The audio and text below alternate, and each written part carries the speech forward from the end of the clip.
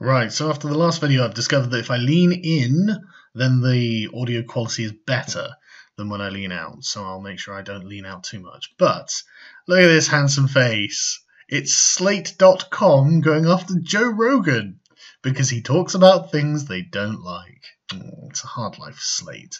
They never catch a break, really. It's really the endless hypocrisy. I should have prepared a list of Slate articles that directly contradict each other while calling for certain things that are convenient for the left wing at that particular moment. Anyway, Joe Rogan's galaxy brain. I'm feeling the good faith coming out of this article. I mean, if I were going to talk about Slate in a fair and neutral and honest way that wasn't in any way partisan against or for them, I would definitely start it with a title like that. The former Fear Factor host podcast became an essential platform for free thinkers who hate the left. Well, Justin, Mr. Peters, sorry, or probably Dr. Peters, do you think there might be a problem with the left at the moment? Do you think that maybe there's something about the left that is kind of pissing everyone off? Just out of interest. I mean, just your opinion is, obviously what would I know about any of this? I don't exactly stalk the left for a living on Facebook and Twitter and YouTube and constantly argue against the things they say, do I? I wouldn't know if there was a problem with the left. I don't pay any attention to them. Anyway, so Joe Rogan on his 1241st episode of his podcast discussed the deplatforming of jerks on the internet. It's going to be like that, is it? How about we talk about the deplatforming of jerks who work at Slate? I wonder how we can get Slate deplatformed. Should we do that? Should we organise some sort of advertiser boycott? Hit you in your bottom line? Get you all fired? I mean, have you not thought about the number of publications that have been shutting down because the market won't sustain them? It's not the market won't sustain me. My viewing figures are great. The market, there is a market for what I'm doing. Is there a market for what you're doing? Or are you artificially astroturfing this? Are you making this appear that some people give a shit about what you're doing, but in fact it's only a tiny fringe of lunatics who you all happen to swap between publication and publication? Anyway, Rogan was against it. What a Nazi. As was his guest, the author and podcaster Sam Harris, another notorious Nazi, who urged Rogan's listeners to consider the plight of the witty provocateurs who have lately begun to suffer real-life consequences for their trollish online banter. Well, yeah, that's the point. It's trollish online banter, as you describe. Why should they suffer consequences for this? What's the problem? It's online banter. You really can't turn the world into a banter-free zone. People will find ways of bantering at you whether you like it or not. And at the end of the day, none of the people who have been deplatformed are actually very bad. They're not. It's unreasonable at this point to be deplatforming the people who are being deplatformed. It's not acceptable. It's not acceptable. This can't go on. Harris bemoaned a world where people have their reputations destroyed and their careers threatened for tweets they sent as teenagers. Good point. I mean, I saw an opinion necromancy piece about Joe Biden the other day from 1974. Now, I'm hardly Joe Biden's biggest fan, but I think that if you're going to criticize him on something, maybe it should be something that was at least done this century, don't you think? But no, we can go back to 1974, Tulsi Gabbard back in 2002. It's like, Jesus Christ, why? I know why. Because it's available. That's why. Because you have access to it. That's the only reason. It's not because anything they say decades ago is in any way relevant. And you know that. And you know that people don't think it's relevant. It's as if people don't change over time or something. But you made this the standard. This is what the online left have been doing. And so this is how everyone will respond in kind, because once you effectively invent a new weapon of war on the culture war, everyone has to adopt it, like with every weapon. If you want to innovate this kind of way of attacking your opponents, well, don't be surprised when they just copy you. And it's not good to do this. No one's been for this. We don't want to destroy all of this stuff. You shouldn't want to. Because as soon as someone else gains control of the system you've created, they're just going to use it on you. It's not a new argument, but it is a true argument, and it is something that will be used against you. I mean, did you not see Donald Trump sign that executive order about defunding universities, which is another video I'll probably do, in fact, because I'm kind of getting off topic, aren't I? Anyway, back to Mr. Rogan. And just a quick note, Joe Rogan's done an amazing job recently. He stood by his principles. He's been fair and genuinely open to criticism and genuinely interested in pursuing the conversation in a healthy way, it's been really great to see. Anyway, the implication is clear. Holding people accountable for what they say and what those words do is an offence far worse than saying cruel, racist and divisive things in the first place. Yes, because you are not the fucking police. No one chose you. The problem that you have is the gang, the mob of people who are trying to hold other people accountable are themselves unaccountable. And unsurprisingly, you've run power mad with this. Look at Me Too. It's all left-wing men who are being absolutely excoriated by the Me Too movement on the strength of some fucking flimsy allegations in many, many cases. Like, I don't think any of the new atheist ones are really true at all. And there are probably a bunch of other industries for which this is also true. But it doesn't matter. And now it's got to the point where they're afraid to hang around with women. They're going all fucking Mike Pence on this, aren't they? Don't go alone with a woman because you never know that you're not going to get a Me Too accusation. Because that's the strength of these things, because the people who are using them are unaccountable. But sorry, you were busy being a bully and a tyrant on the internet. The reputational damage done to the utterer is the real social problem, not the diffuse damage done by the utterance. What damage? Demonstrate some damage. Demonstrate it. And don't even bring up hate crimes to me, because that's a very tiny figure. And if we're going to start saying people's rhetoric are influencing the number of crimes that are happening, man, you guys are on the other side and in a bad way. But enough about Democrat-run cities in America. Anyway, and I love this, it's all assumed damage as well. Just what damage? Just what damage? Demonstrate it. The proximate cause of Harris's smarm was neither a teenager nor a Twitter troll, but an actor who made an old-fashioned mistake of saying something dumb to a journalist. Yeah, the mistake was just saying something to a journalist. If you're a regular member of the Republic, don't, right? When you have a problem and you need to let people know, go to some commentator on the internet that you watch and therefore you have some trust in. Do not go to the media because they don't care about you. They don't respect you. They have an undeserved degree of arrogance and think that they will always be the only game in town. So, in an interview promoting a movie, Liam Neeson had bizarrely volunteered that as a younger man he had once roamed the streets hoping to be provoked into killing a black man, any black man, in retaliation for a friend's rape. Harris, who has a practiced eye for these things, saw great liberal hypocrisy in the way that many people online had read racism into Neeson's statement. It wasn't necessarily that they read racism, it's that Neeson is an old man, and this had happened like 50 years ago, and so Liam Neeson was recounting an episode in his life where he learned a lesson. He grew as a person, and he grew out of the thing that you guys hate so much. And the fact that you treat him as if he is a racist now is beyond the pale, because you are saying we will go back as far in time as necessary to find the time where you did something egregious. We will bring it back to you now and treat you as if you are still that person. You are abolishing the idea of redemption. That is a terrifying thing to do, and a terrifying standard to hold society to, and ruin people's careers over. It is unbelievable that you think this is a good idea, but you only do it because you think it's never going to happen to you.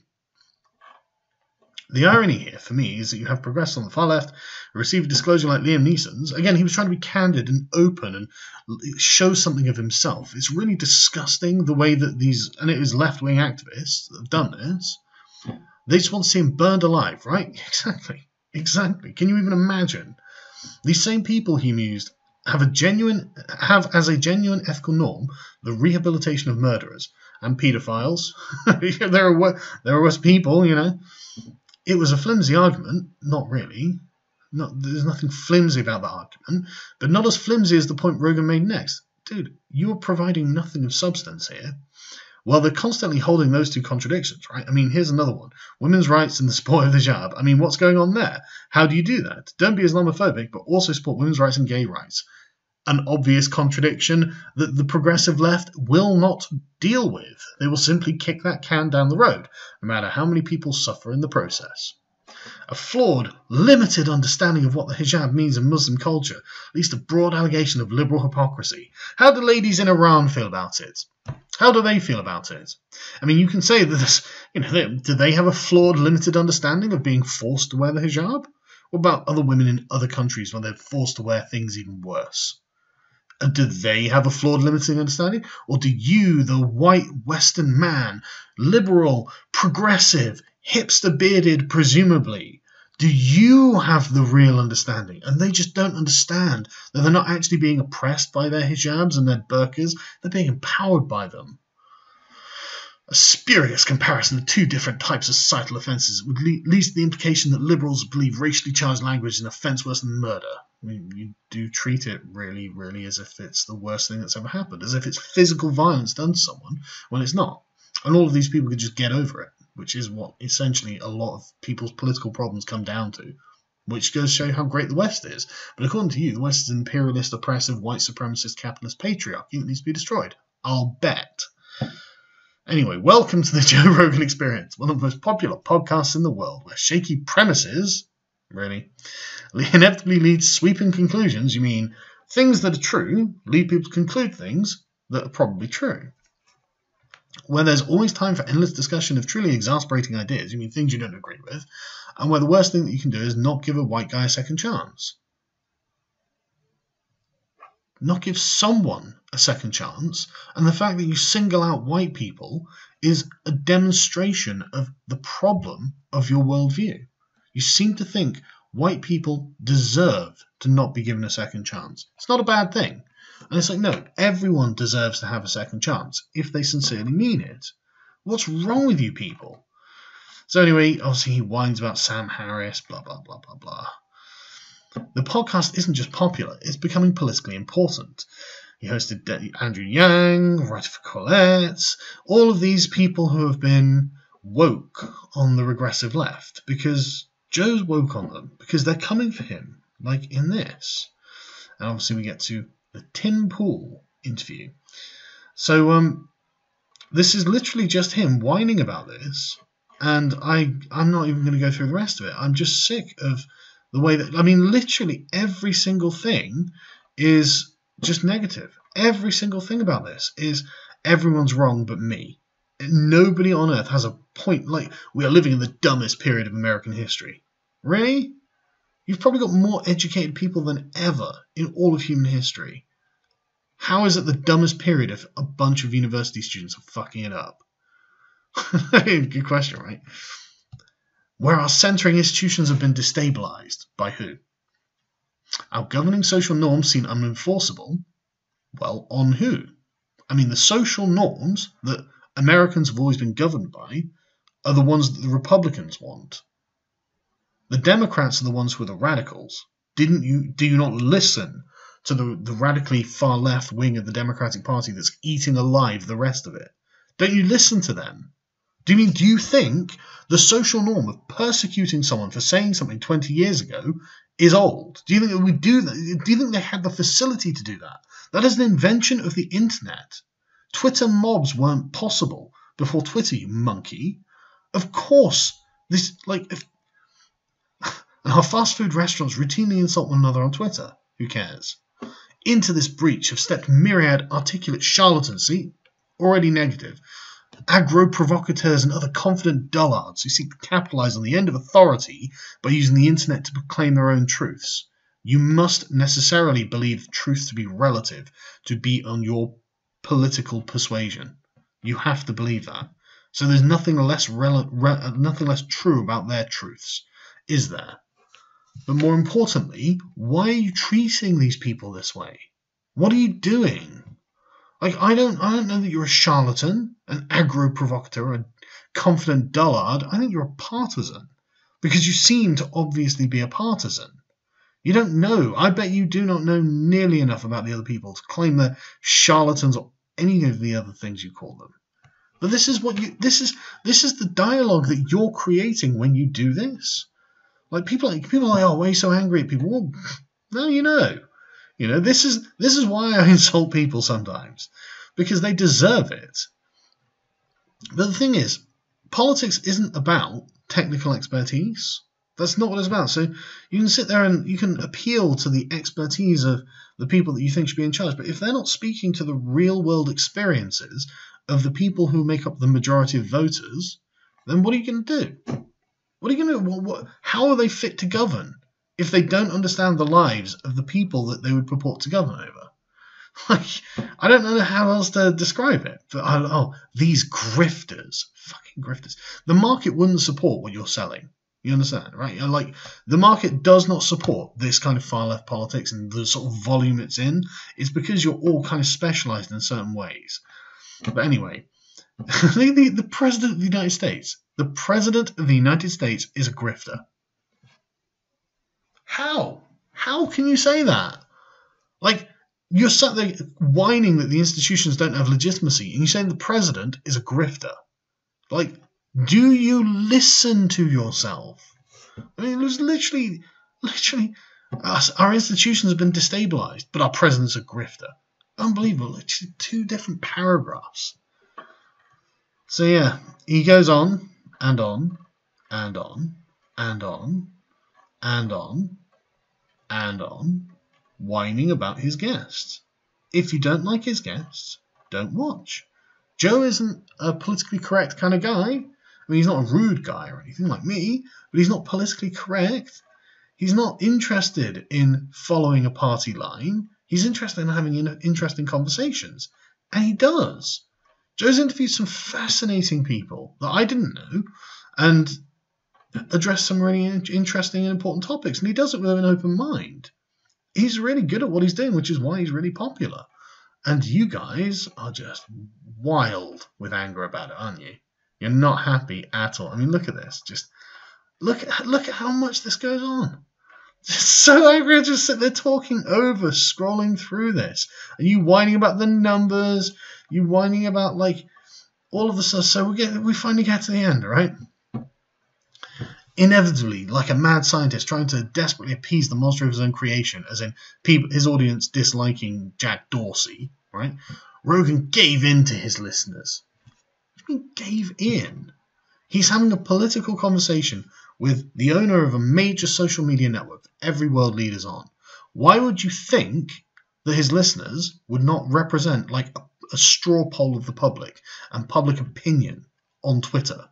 And if Rogan approaches it with absolutely no consideration to the people who've been harmed by the guy he's talking to, why would you think they wouldn't voice that displeasure? But more importantly, why wouldn't Joe Rogan give them the time of day? Why wouldn't he listen to them? Why wouldn't he say, well, you know what, I can actually do some good here and facilitate a conversation between them and Tim Pool? Why not? But anyway, for 3.5 hours, Rogan and Tim Pool pressed Dorsey and Twitter exec, I can't pronounce that, but they're banning on a bunch of people, right? On the importance of allowing conservatives to misgender people online, yes. If you want them to be allowed to be conservative, that means they have to be able to be not progressive. Is that hard to understand? Gendering someone and how they are gendered is a progressive obsession. It's not a conservative obsession.